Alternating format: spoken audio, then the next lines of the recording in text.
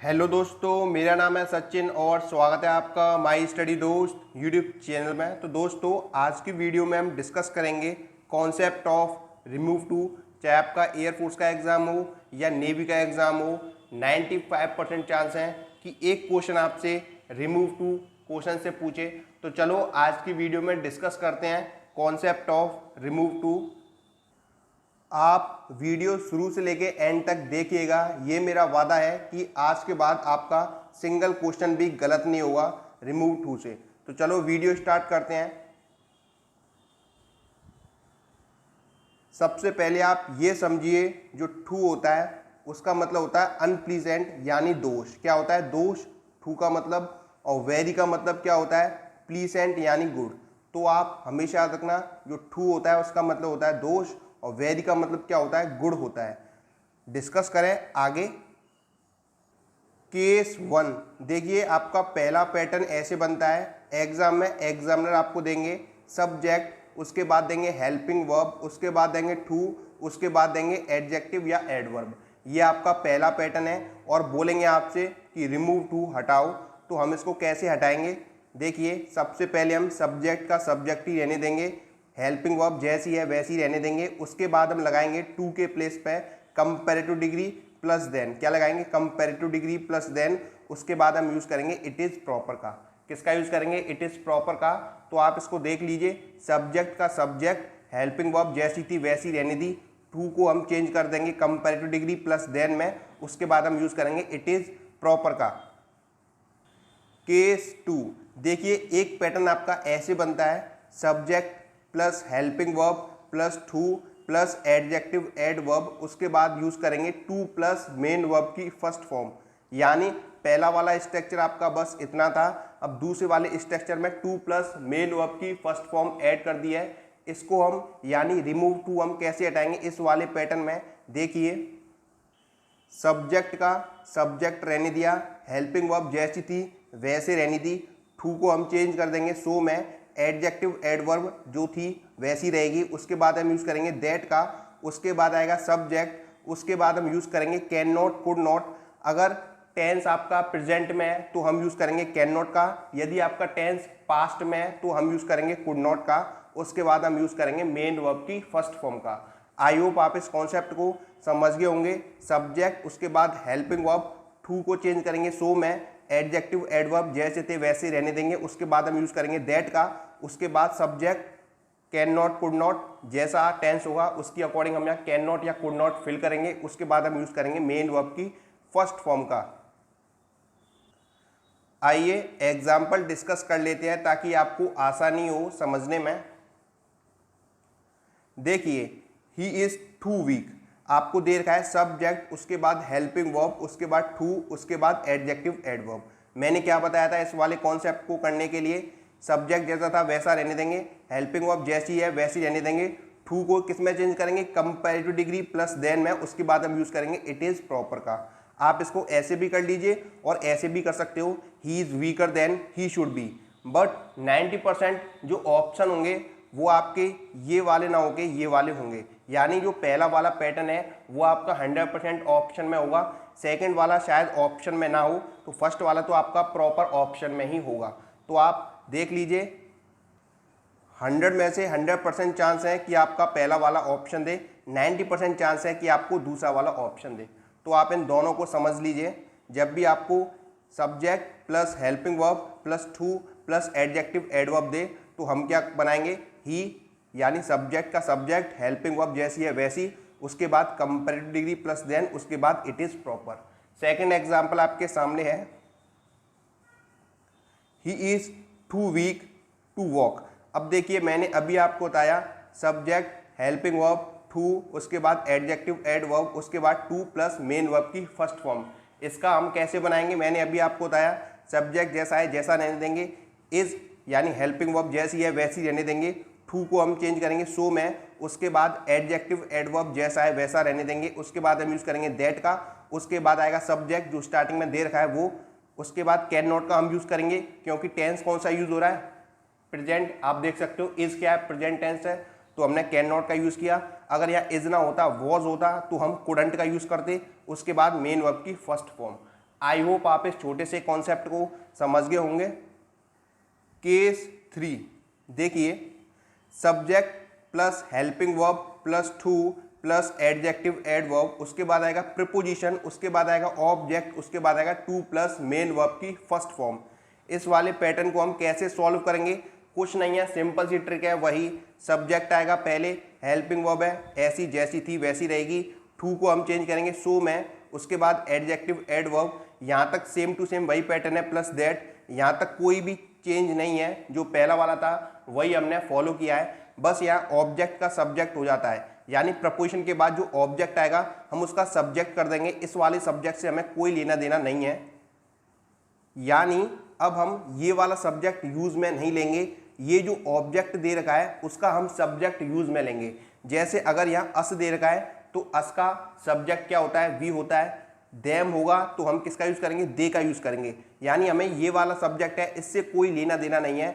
इसका जो सब्जेक्ट होगा यानी ऑब्जेक्ट का जो सब्जेक्ट होगा वही हमें यहाँ रखना है। तो ऑब्जेक्ट का subject plus can not, could not plus main verb की फर्स्ट फॉर्म। केवल और केवल इस वाले पैटर्न में यही चेंजमेंट है कि ऑब्जेक्ट का सब्जेक्ट बनाते हैं और इससे पहले वाले में क्या था? यही वाला सब्जेक्ट यहाँ रख देते हैं। तो आई होप आपका कोई भी डाउट नहीं रहा होगा। डिस्कस करें केस 4 और लास्ट केस। देखिए, आप इसका एक एग्जांपल समझ लीजिए। It is too hot for us to go out. और देखिए, मैंने अभी आपको बताया इट का इट ही रहेगा, हेल्पिंग वर्ब जैसी है वैसी रहेगी, टू को हम चेंज करेंगे सो में, हॉट हॉट ही रहेगा। फॉर देखिए यहाँ हम दैट का यूज़ करेंगे। अस क्या है? ऑब्जेक्टिव केस का है, इसका हम बनाएंगे सब्जेक्टिव केस, तो अस का हम यूज़ करेंगे वी। कैन नॉट हमने इसलिए यूज़ किया है क्योंकि यहाँ इसका यूज़ हुआ है, उसके बाद गो आउट। तो आई होप आप इस छोटे से कॉन्सेप्ट को समझ गए होंगे। केस 4 लास्ट पैटर्न है। It is too adjective adverb plus to plus main verb की फर्स्ट फॉर्म। अब देखिए, इट का हम इट ही रहने देंगे, हेल्पिंग वर्ब जैसी है वैसी रहने देंगे, टू को हम चेंज कर देंगे सो में, एडजेक्टिव एडवर्ब जैसा है वैसा रहने देंगे, प्लस हम लगाएंगे दैट। उसके बाद हम क्या यूज़ करेंगे? देखिए यहाँ यूज हो रहा है किसका? इट का, तो हम किसका यूज़ करेंगे? नन या नो वन का। किसका यूज़ करेंगे? नन या नो वन का। अब हम कैन में नॉट नहीं लगाएंगे, कुड में नॉट नहीं लगाएंगे, क्योंकि नन में ही क्या छुपा हुआ है? नॉट छुपा हुआ है, इसलिए हम एक्स्ट्रा में नॉट नहीं लगाएंगे। प्लस मेन वर्ब की फर्स्ट फॉर्म। इस वाले पैटर्न में भी कोई भी चेंजमेंट नहीं है, बस यहाँ इट का यूज़ हुआ है, और इट का जब हम सब्जेक्ट लेंगे तो नन या नो वन लेंगे और इसमें हम नॉट नहीं लगाएंगे। तो आई होप आप इन सभी कॉन्सेप्ट को समझ गए होंगे। एग्जाम्पल डिस्कस कर लेते हैं। It is too cold to go out.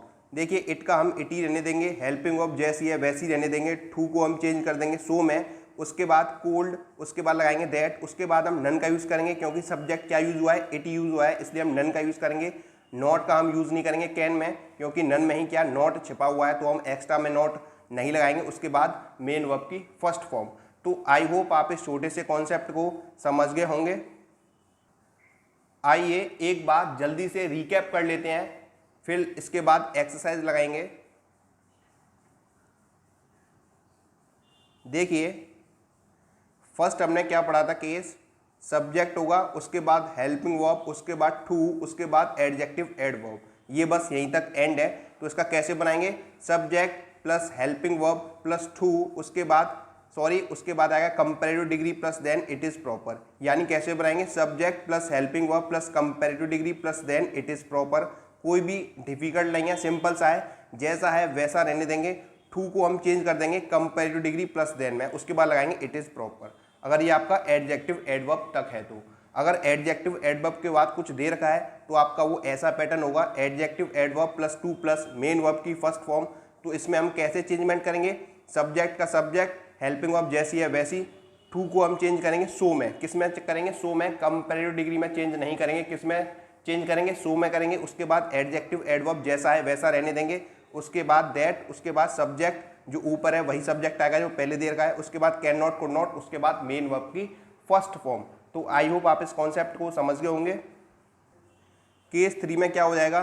केवल केस 3 में आपका प्रपोजिशन आ जाएगा, तो उसमें भी कोई चेंजमेंट नहीं है। कैसे बनाएंगे? Subject, helping verb, so, adjective adverb plus that. केवल ऑब्जेक्ट का सब्जेक्ट कर देंगे, बाकी का वही पैटर्न आपका सेम टू सेम चलेगा।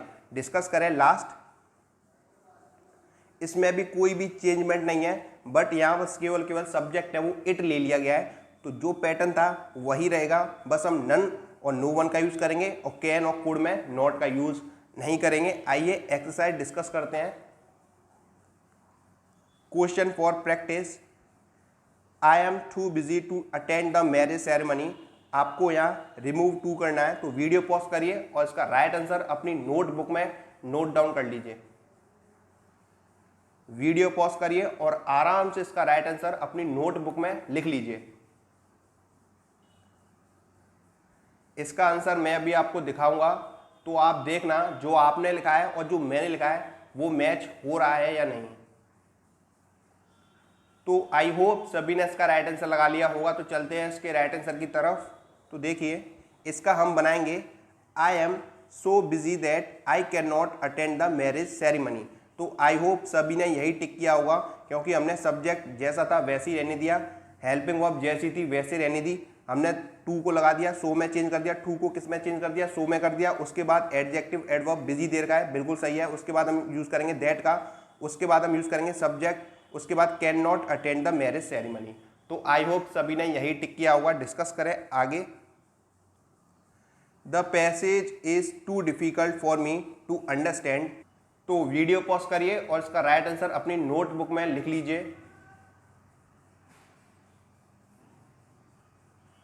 तो आई होप सभी ने इसका भी आंसर लगा लिया होगा। तो चलते हैं इसके राइट आंसर की तरफ। तो देखिए इसमें प्रपोजिशन वाला कॉन्सेप्ट लगेगा, तो इसका क्या बनेगा, the passage is so difficult that I can not understand.